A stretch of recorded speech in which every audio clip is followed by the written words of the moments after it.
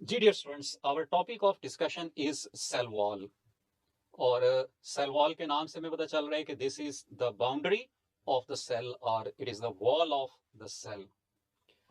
तो इसके basic points को सबसे पहले देखेंगे। This is considered as the outer most boundary in plant cells. Animal cells में सेल वॉल नहीं होती, इसलिए एनिमल सेल के केस में आउटर मोस्ट बाउंड्री हम किसको कहेंगे? सेल मेम्ब्रेन को कहेंगे। तो प्लांट सेल के केस में हम कहेंगे कि this is the outer most boundary of the plant cell. This was first discovered by Robert Hooke when he was studying cork cells. और वहां पर उसने ये आउटर बाउंड्रीज जो है, जो उसने फाइंड की थी, जो डिस्कवर की थी, ये एक्चुअली सेल वॉल की बाउंड्रीज थी जो उन सेल्स के अंदर प्रेजेंट थी। इसको हम नॉन लिविंग कहेंगे। आपने वैसे याद रखना है कि सेल मेम्ब्रेन के बाहर जो सब्सटेंसेस मौजूद होते हैं, जिनको हम एक्स्ट्रा सेलुलर मैट्रिक्स का नाम भी देते हैं, these are considered as non living. तो सेल वॉल जो कि सेल मेम्ब्रेन के बाहर मौजूद है, इसको हम नॉन लिविंग कंसीडर करेंगे। It is secreted by the protoplasm. ये आपने प्लांट सेल्स में पढ़ा होगा कि गोल्जी अपरेटस और गोल्जी वेसिकल्स, फ्रेगमोप्लास्ट, ये इसकी सिंथेसिस में इन्वॉल्व होता है। और ये गोल्जी वेसिकल्स कहाँ सिंथेसाइज होंगे? इनको कौन सिंथेसाइज करेगा? प्रोटोप्लाज्म। और वहां से ये केमिकल सब्सटेंसेस सीक्रेट होंगे outside the plasma membrane through exocytosis. जो प्लाज्मा सेल वॉल है, सेल वॉल की थिकनेस वेरी करती है from cell to cell. Like जो यंग सेल्स होंगे, इमर्जिंग सेल्स होंगे, उनकी सेल वॉल थिन होगी। जो मेच्योर सेल्स होंगे लाइक स्क्लेरेनकाइमा सेल्स, वहां पर सेल वॉल की थिकनेस ज्यादा होगी। सो सेल वॉल को उसकी कंपोजिशन की बेस पर हम तीन कैटेगरीज में डिवाइड करते हैं, इधर मेड अप ऑफ पेप्टाइडोग्लाइकन और काइटिन और सेलुलोज। तो अब किस टाइप की वॉल किस सेल में मौजूद होगी, ये याद रखना आपके लिए बड़ा जरूरी है। Like peptidoglycan cell wall is the character of bacteria, prokaryotes के अंदर ये मौजूद होगी। अगर आपसे पूछते हैं प्लांट सेल वॉल, तो उसका मेन कंपोनेंट सेलुलोज है। Fungal cell wall is made up of chitin. इसी तरह से सेल वॉल एल्गी में भी मौजूद होती है, which is mainly made up of cellulose.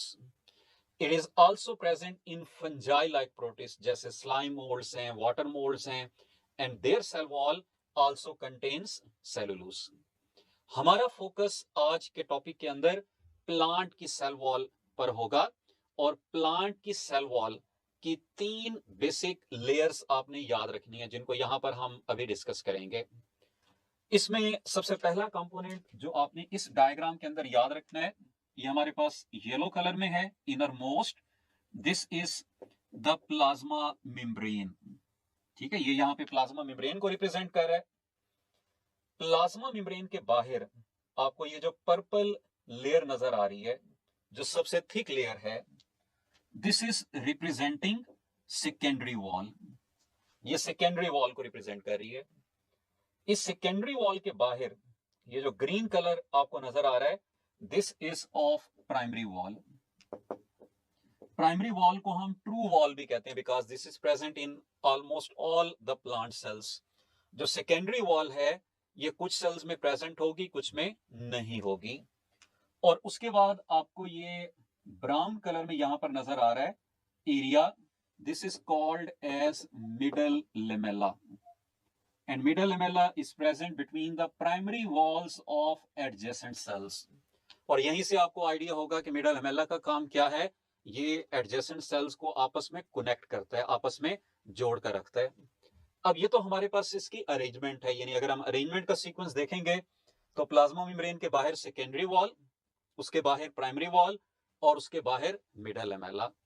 लेकिन अगर हम इसकी फॉर्मेशन को डिस्कस करें, तो फॉर्मेशन के दौरान सबसे पहले मिडल लेमेला बनता है, उसके बाद प्राइमरी वॉल डेवलप होती है, और सबसे लास्ट में सेकेंडरी वॉल डेवलप होती है। तो आपने अरेंजमेंट भी याद रखनी है और इनकी फॉर्मेशन का सीक्वेंस भी आपने याद रखना है कि क्या होगा।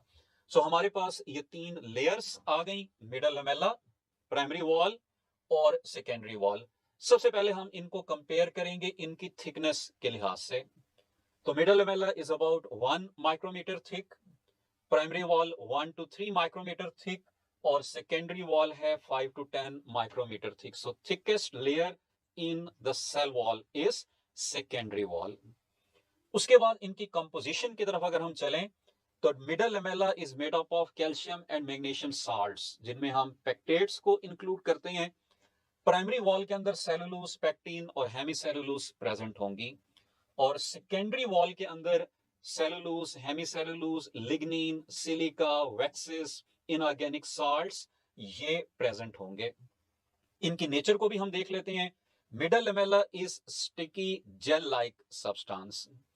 जो प्राइमरी वॉल है it is elastic and extendable, यानी अगर किसी सेल के अंदर सिर्फ प्राइमरी वॉल प्रेजेंट है तो वाटर के एंटर होने पे वो सेल एक्सपैंड हो सकता है. लेकिन अगर सेकेंडरी वॉल मौजूद होगी तो फिर वो एक्सटेंड नहीं हो सकता. Secondary wall is rigid in nature. यहीं से आपको इनके रोल का भी पता चलेगा.